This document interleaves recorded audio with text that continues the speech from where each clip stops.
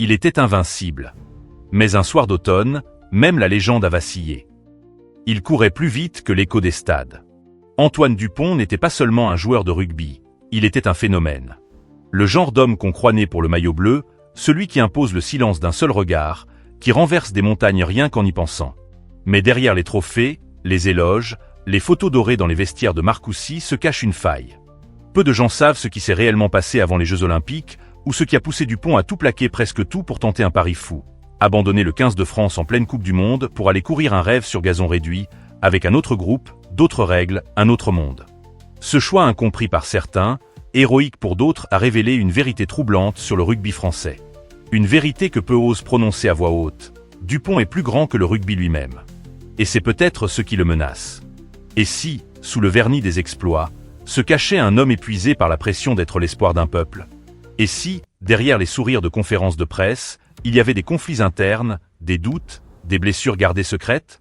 Dans cette vidéo, nous allons tout vous révéler.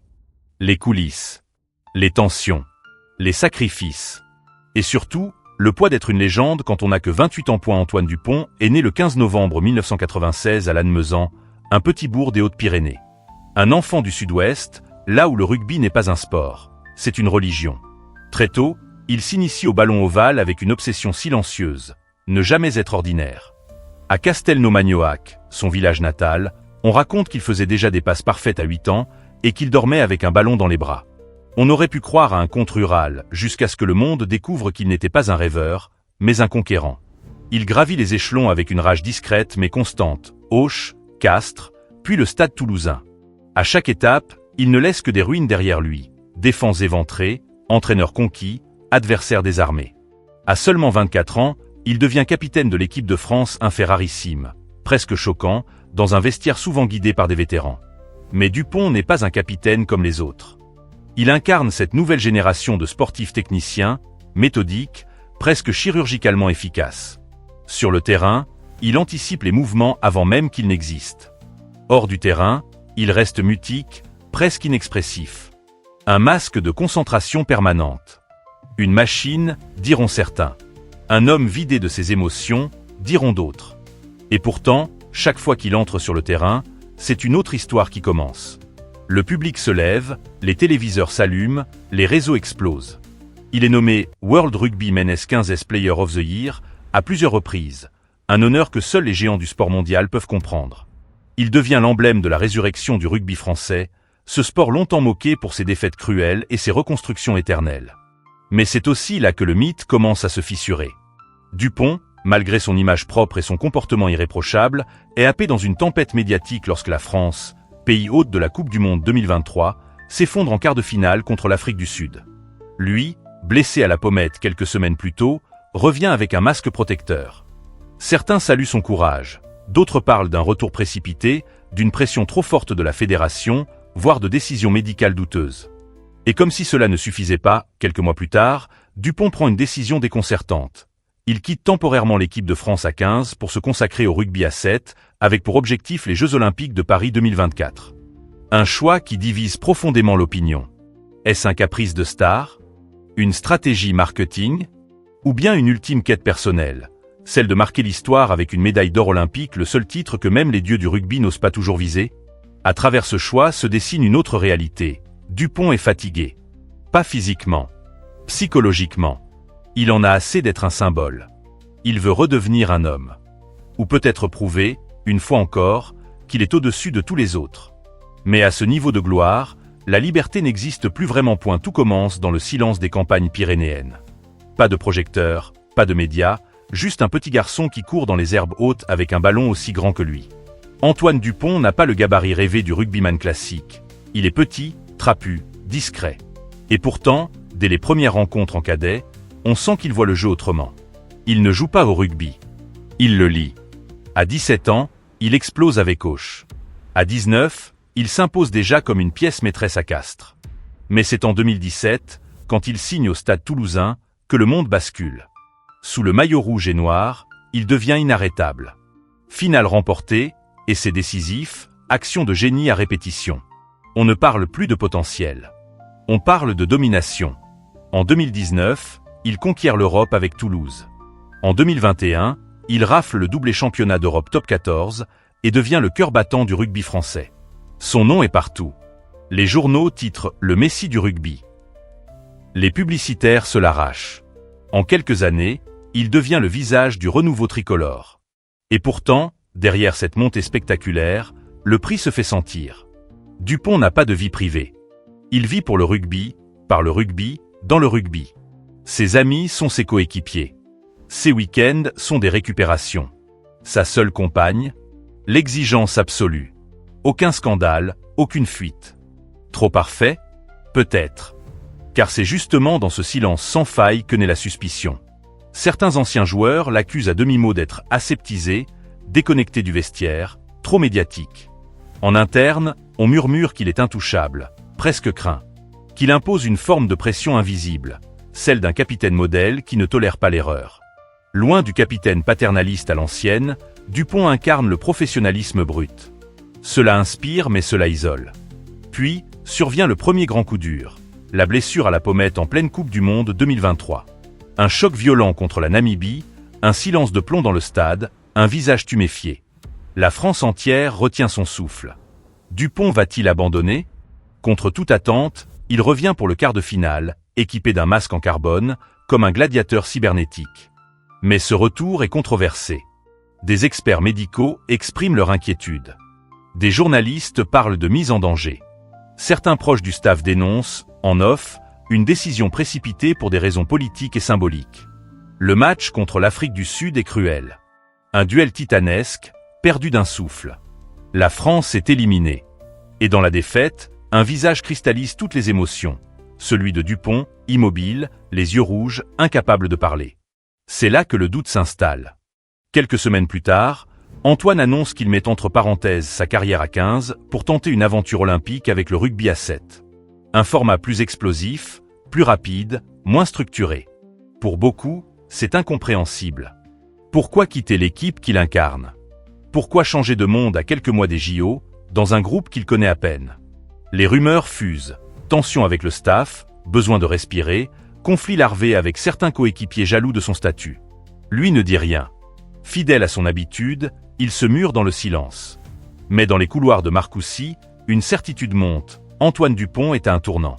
Soit il réussit ce pari fou et devient immortel. Soit il s'épuise, brisé par la pression qu'il s'impose à lui-même. Tout le monde voyait en Antoine Dupont un héros programmé pour triompher. Mais ce que personne ne savait, c'est que cette machine de précision était aussi un homme. Au bord de l'épuisement. Depuis des années, il vivait dans un tunnel. Match, entraînement, obligations médiatiques, sollicitations sans fin. Toujours impeccable. Jamais un mot plus haut que l'autre. Jamais un faux pas. Jusqu'à ce jour où, dans un vestiaire déserté après l'élimination contre l'Afrique du Sud, il aurait lâché à un membre du staff, selon une source proche, « Je ne veux plus porter ce poids-là ». Ce poids, c'est celui d'un pays. On ne le disait pas officiellement, mais tout le plan de la Coupe du Monde 2023 tournait autour de lui. Les sponsors, la communication, le plan de jeu, l'espoir populaire.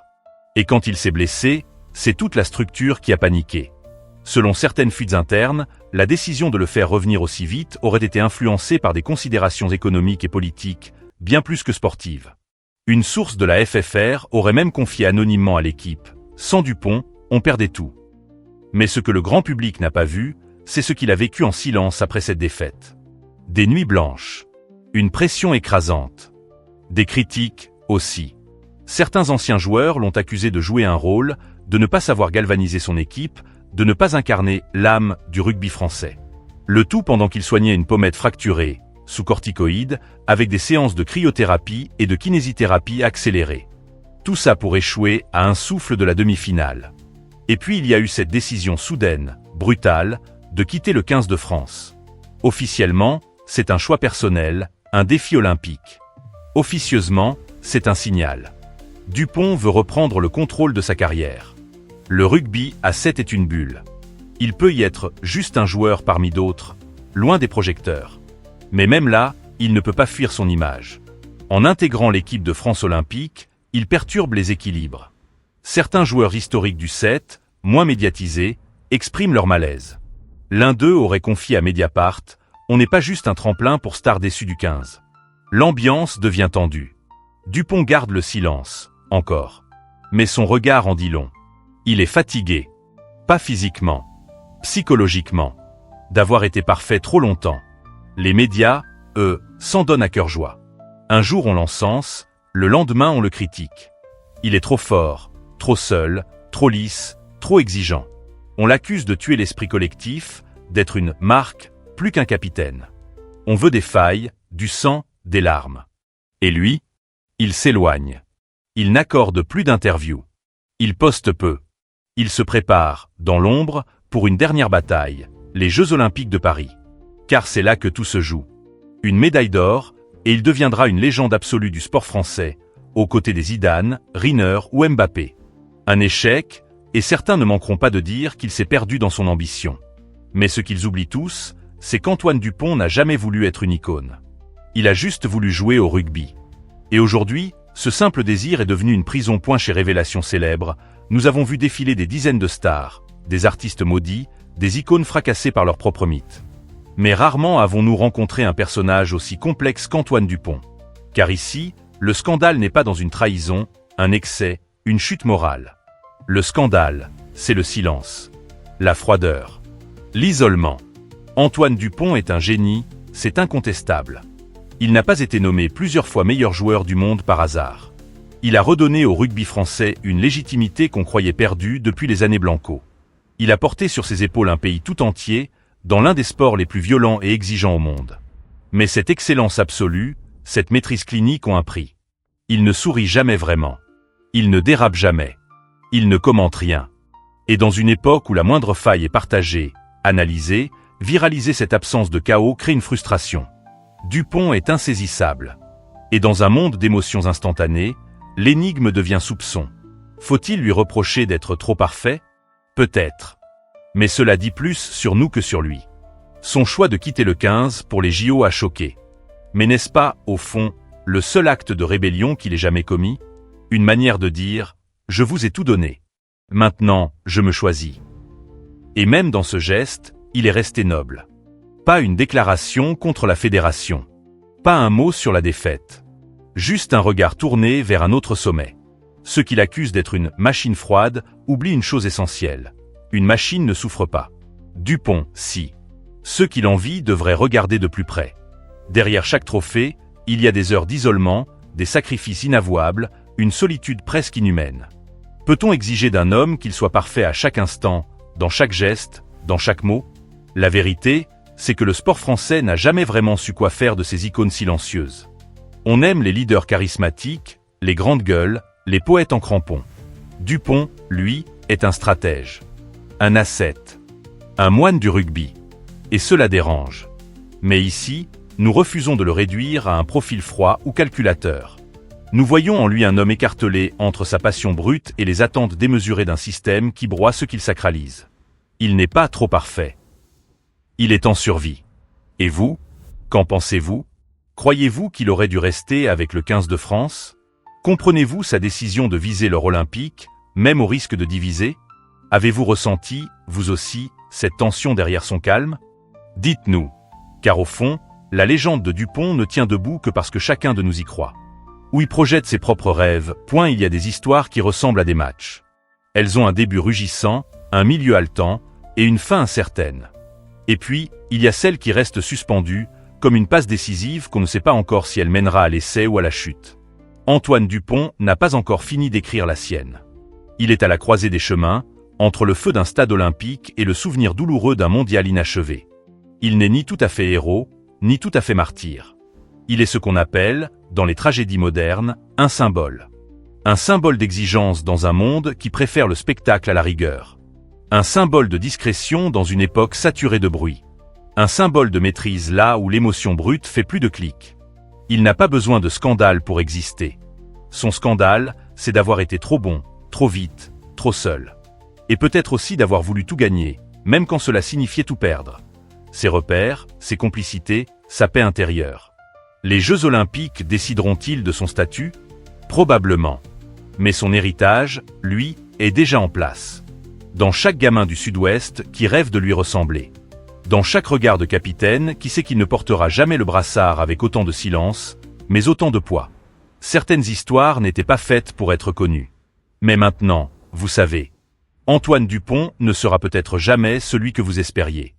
Mais il restera, à jamais, celui que le rugby français attendait depuis trop longtemps.